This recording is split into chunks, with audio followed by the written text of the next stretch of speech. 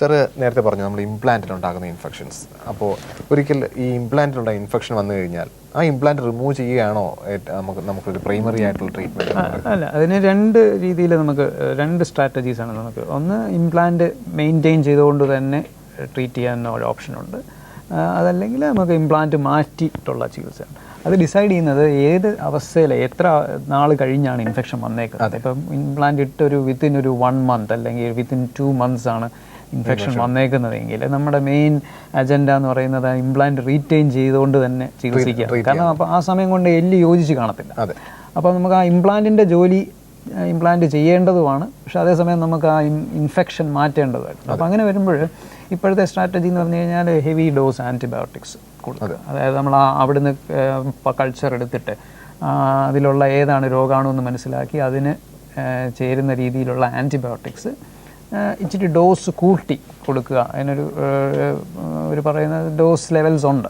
അത് വെച്ചിട്ട് ഇൻറ്റൻസീവായിട്ട് ഒരു പ്രൊലോങ്ഡ് പീരിയഡിലേക്ക് ട്രീറ്റ്മെൻറ്റ് കൊടുക്കുക. അതിലെങ്ങനെ പേഷ്യൻ്റ് റെസ്പോണ്ട് ചെയ്യുന്നു എന്ന് നോക്കുക. പക്ഷേ പ്രൈമറി അജണ്ട ഇംപ്ലാന്റ് റീറ്റെയിൻ ചെയ്യുക എന്നുള്ളത്. അതേസമയം അതിനും മുമ്പാണ്, ഇപ്പോൾ ഒരു 10 ദിവസം ഓപ്പറേഷൻ കഴിഞ്ഞൊരു 10 ദിവസം അല്ലെങ്കിൽ 12 ദിവസം കഴിഞ്ഞാണെങ്കിൽ നമ്മൾ ഉടനെ തന്നെ അതൊന്നും കൂടെ ക്ലീൻ ചെയ്യുക എന്നുള്ളതാണ്. തുറന്ന് വീണ്ടും ഒന്ന് വാഷ് ഔട്ടൊക്കെ ചെയ്ത് ആൻറ്റിബയോട്ടിക്സ് ഒക്കെ കൊടുക്കുക എന്നുള്ളതാണ് ആദ്യം. അതായത് ഒരു ഇമ്മീഡിയറ്റ് ഫേസ്. 2-3 ഇംപ്ലാന്റ് റീറ്റെയിൻ ചെയ്യണം. ഇല്ല. പക്ഷേ നമ്മൾ എക്സ്റേ എടുത്ത് നോക്കുമ്പോഴത്തേക്ക് ആ ഇംപ്ലാന്റ് ലൂസൻ ചെയ്തിട്ടുണ്ട്. അതായത് സ്ക്രൂസൊക്കെ ഇച്ചിരി പുറകോട്ട് വന്നിട്ടുണ്ട്. വെച്ചിരിക്കുന്നതിൻ്റെ സ്റ്റെബിലിറ്റി കുറഞ്ഞു എന്ന് കണ്ടു കഴിഞ്ഞാൽ പിന്നെ ആ ഇംപ്ലാന്റിന് വലിയ റോളില്ല. അത് കാരണം നമ്മൾ ഇംപ്ലാന്റ് എടുത്ത് മാറ്റിയതിന് ശേഷം അവിടെ എല്ലാം ഒന്ന് ക്ലീൻ ചെയ്ത ഡെഡായിട്ടുള്ള ബോണൊക്കെ മാറ്റുകയും അതിന് ശേഷം പിന്നെ മറ്റ് ചില ടെക്നിക്സ് ഉണ്ട്. അതായത് ബോണിന് ഉള്ളിൽ വെക്കുന്നതല്ല, എക്സ്റ്റേണൽ ഫിക്സേഷൻ എന്ന് പറയും. അതായത് നമ്മൾ ചെയ്തിരുന്നത് ഇൻറ്റേർണൽ ഫിക്സേഷൻ, അതായത് ഓപ്പറേറ്റ് ചെയ്ത് ബോണിനകത്ത് വെക്കുന്ന ഇംപ്ലാന്റ്. അതല്ലാതെയുള്ള ഇംപ്ലാന്റ്സ് അതായത് ഈ എക്സ്റ്റേണൽ ഫിക്സേഷൻ, പുറത്തു നിന്ന് എല്ലിന് സ്റ്റെബിലിറ്റി കൊടുക്കാൻ പറ്റുന്ന ചില ടെക്നിക്സ് ഉണ്ട്. അത് ഉപയോഗിക്കും. നമ്മൾ സാധാരണ കേട്ടിട്ടുള്ള എക്സ്റ്റേണൽ ഫിക്സേഷൻ എന്ന് പറയുന്നത് വെളിയിൽ ഇങ്ങനെ കമ്പി വെച്ച് ആൾക്കാർ കണ്ടിട്ടുണ്ടായിരിക്കും. ഈ ബ്രേസസ് അതായത് ഫ്രെയിംസ് വെച്ചിട്ട്. തീർച്ചയായിട്ടും സാർ, ഒരു കോളൂടെ നമ്മൾ വെയിറ്റ് ചെയ്തിരിക്കുകയാണ്. നമസ്കാരം, ഹലോ ഡോക്ടറിലേക്ക് സ്വാഗതം. ആരാ വിളിക്കുന്നേ? സാർ, ഞാൻ കൊട്ടാരക്കര. ഡോക്ടർ നമ്മുടെ ഉണ്ടല്ലോ, സംശയം ചോദിച്ചോളൂ. സാർ, 2 മാസം മുമ്പ് ഒരു ആക്സിഡന്റിൽ എന്റെ കൈയുടെ എല്ല് പൊട്ടിയായിരുന്നു. ഞാൻ കൈപ്പത്തിയോട് ചേർന്ന് തൊട്ട് താഴെ. വേറെ പ്രശ്നങ്ങളൊന്നുമില്ല. ഇപ്പോഴേ വിരല് പൂർണ്ണമായിട്ട് മടക്കാൻ പറ്റുന്നില്ല. അല്ല, ഫ്രാക്ചർ ഉണ്ടായിരിക്കുന്ന വിരളയിലായിരുന്നോ അതോ? വിരളയിലല്ല, ആ കൈപ്പത്തിക്ക് തൊട്ട് താഴെ. വിരളയിലല്ല, റിസ്റ്റിലാണോ? Wrist joint. റിസ്റ്റ് ജോയിന്റ് കമ്പി ഇട്ടിട്ടുണ്ട്. ഉള്ളിൽ കമ്പി ഇട്ടിട്ടുണ്ട് അല്ലേ? അപ്പം എനിക്ക് തോന്നുന്നത് ഈ ഒരു ഫ്രാക്ചറോ അല്ലെങ്കിൽ ഒരു പരുക്കോ ഉണ്ടാകുമ്പോൾ ജോയിന്റുകൾക്കൊരു സ്റ്റിഫ്നെസ് വരുന്നത് സ്വാഭാവികമായിട്ടുള്ള ഒരു കാര്യമാണ്. ഇത് 2 മാസമായെന്നല്ലേ പറഞ്ഞേ? അപ്പോൾ ഏതായാലും നമുക്കത് പിന്നെ ഈ ആക്റ്റീവ് ഒരു ഫിസിയോതെറാപ്പി കൊണ്ട് ഈ സ്റ്റിഫ്നെസ് മാറ്റാവുന്നതേ ഉള്ളൂ. കാരണം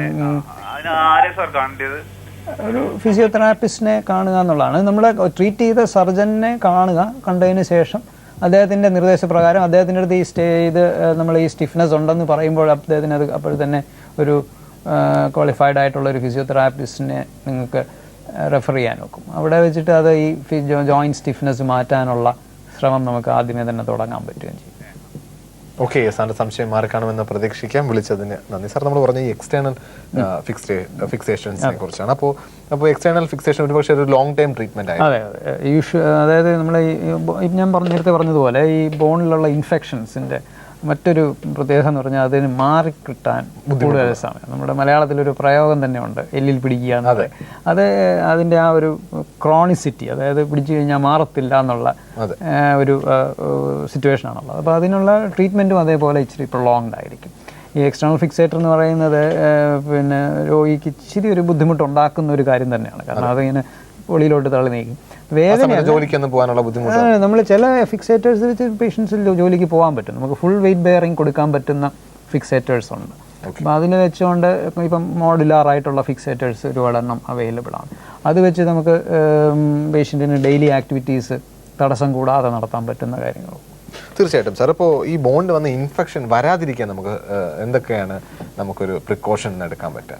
ഇപ്പം ഈ ഇംപ്ലാന്റ് സർജറീസ് കഴിഞ്ഞിട്ടുള്ള ഇൻഫെക്ഷൻ അവോയ്ഡ് ചെയ്യാനായിട്ട് നമ്മൾ പരമാവധി സർജറിയുടെ ചെയ്യുന്ന സമയത്ത് നമ്മൾ ശ്രമിക്കാറുണ്ട്. അതായത് നമ്മുടെ സ്റ്റെറൈലായിട്ടുള്ള ഓപ്പറേഷൻ തിയേറ്റേഴ്സ്, പിന്നെ കുറേ സ്റ്റെറൈൽ ടെക്നിക്സ്, അതൊക്കെ നമ്മൾ സ്ഥിരം ഫോളോ ചെയ്യാറുണ്ട്. പിന്നെ കുറേ ക്വാളിറ്റി കൺട്രോൾ മെഷേഴ്സൊക്കെ ഉണ്ട് നമുക്ക് ഈ ഓപ്പറേഷൻ ചെയ്യുന്ന സമയത്ത്. അതിൽ മാത്രമേ നമുക്ക് കുറേ കൺട്രോൾ ആയിട്ടുള്ളൂ. അല്ലാതെയുള്ള ഇൻഫെക്ഷൻസ് നമുക്കൊരു ഒരു പ്രിവെന്റീവായിട്ട് എന്തെങ്കിലും ഉണ്ടോ എന്നുള്ളത് എനിക്ക് അറിഞ്ഞു. അല്ല, പലപ്പോഴും കാണാൻ സാധിക്കുന്ന വെച്ചാൽ ഇപ്പോൾ ഒരു റോഡ് ട്രാഫിക് ആക്സിഡന്റ് എന്തെങ്കിലും സംഭവിച്ചു, അപ്പോൾ കിട്ടുന്ന ആൾക്കാർ ഒരുപക്ഷെ ഒരു സാധാരണക്കാരൻ ഒരാളായിരിക്കും ഇയാൾ ആദ്യമായിട്ട് ഒരു ബൈക്ക് ആക്സിഡന്റ് കാണുന്ന ആളിനെ കിട്ടുക എന്ന് പറഞ്ഞു. അപ്പോൾ അവർ കിട്ടുന്ന ഒരു തുണിയിൽ അവരെ പൊതിഞ്ഞ് കെട്ടി ഒരു ഹോസ്പിറ്റലിൽ. പലപ്പോഴും അതൊരു പ്രാക്ടിക്കൽ പ്രോബ്ലം ആണ്. നമുക്ക് എന്താ കിട്ടുന്നതെന്നുള്ളത്. ചിലപ്പോൾ ഒരു ടൂർണിക്ക്, അതായത് ബ്ലീഡിങ് നിർത്താൻ വേണ്ടി നമ്മൾ വെച്ച് കെട്ടുന്നത് ഒരു വളരെ മോശമായ ഒരു തുണിയായിരിക്കും ചിലപ്പോൾ. തീർച്ചയായിട്ടും. പക്ഷെ അത് ഒരു പിന്നെ ലോങ് ടേം ആയിട്ട് അതൊരു ഇൻഫെക്ഷൻ റീസൺ ആണോ എന്ന് ചോദിച്ചാൽ അത് നമുക്ക് തീർച്ചയായിട്ടും പറയാനൊക്കത്തില്ല. കാരണം നമ്മളത് ആ പേഷ്യൻറ്റിന് നമ്മൾ ഇനിഷ്യലായിട്ട് ഒബ്ജക്റ്റീവായിട്ടുള്ള ട്രീറ്റ്മെൻറ്റ് പ്രൊവൈഡ് ചെയ്ത് തുടങ്ങുമ്പോൾ ഇതൊന്നും ഒരു ഫാക്ടർ അല്ല. തീർച്ചയായിട്ടും. പക്ഷെ അത് നമ്മൾ ചെയ്തിട്ടുണ്ടോ എന്നുള്ളതാണ്. നമ്മൾ ആ ഒബ്ജക്റ്റീവ് ട്രീറ്റ്മെൻറ്റ് നമുക്ക് ഹൗ ഇഫക്റ്റീവായിട്ട് എത്രമാത്രം ഇഫക്റ്റീവായിട്ട് ചെയ്യാൻ പറ്റുന്നു എന്നുള്ളതിനെ ഡിപ്പെൻഡ് ചെയ്തിരിക്കും ഭാവിയിൽ ഇൻഫെക്ഷൻ വരുന്നുണ്ടോ ഇല്ലയോ എന്നുള്ളത്. തീർച്ചയായിട്ടും സാർ. അപ്പോൾ ഒരിക്കലും ഈ ബോണ്ട് വന്ന അല്ലെങ്കിൽ ഈ ഇംപ്ലാന്റ് ഇട്ട വരുന്ന ഇൻഫെക്ഷൻ, അത് സാർ പറഞ്ഞു അത് ഇൻപേഷ്യൻ്റ് ആയിട്ട് തന്നെ ഒരു ഹയർ ഡോസ് ആൻറ്റിബയോട്ടിക് കൊടുക്കേണ്ടി വരും. അതെ, അതൊരു പ്രൊളോങ്ഡ് ആയിട്ട് ഇപ്പോൾ ഒരു 2-3 വീക്സ് തന്നെ തുടർച്ചയായിട്ട് നമുക്ക് കൊടുക്കേണ്ടി വരും. അതിന് എന്നിട്ട് ഡേറ്റ് ഒരു അറ്റ്ലീസ്റ്റ് ഒരു 2-3 ഡേയ്സ് കൂടുമ്പോൾ നമുക്ക് അത് അസസ് ചെയ്യാൻ വേണം, ഇത് പ്രോഗ്രഷൻ എങ്ങനെയാണെന്നുള്ളത്. പലപ്പോഴും പ്രേക്ഷകർക്ക് ഒരു സംശയം തോന്നിയിട്ടുണ്ടാവും. സാധാരണഗതിയിൽ പലപ്പോഴും ഇംപ്ലാന്റ്സ് നമ്മുടെ ഒരു ആക്സിഡന്റ് വന്നിട്ട് ഡോക്ടർമാർ പറയുന്നുണ്ട് കുഴപ്പമൊന്നും ഇല്ലെങ്കിൽ ഇംപ്ലാന്റ്സ് എടുക്കണ്ട എന്ന് പറയാറുണ്ട്. അപ്പോൾ ഇത്തരത്തിലുള്ള ഇംപ്ലാന്റ്സ് നമ്മുടെ ശരീരത്തിനകത്ത് ഇരിക്കുന്നത് ഭാവിയിൽ ഇതുപോലെയുള്ള ഇൻഫെക്ഷൻ അങ്ങനെ ഒരു ഇൻക്രീസ്ഡ് റിസ്ക് ഇല്ല.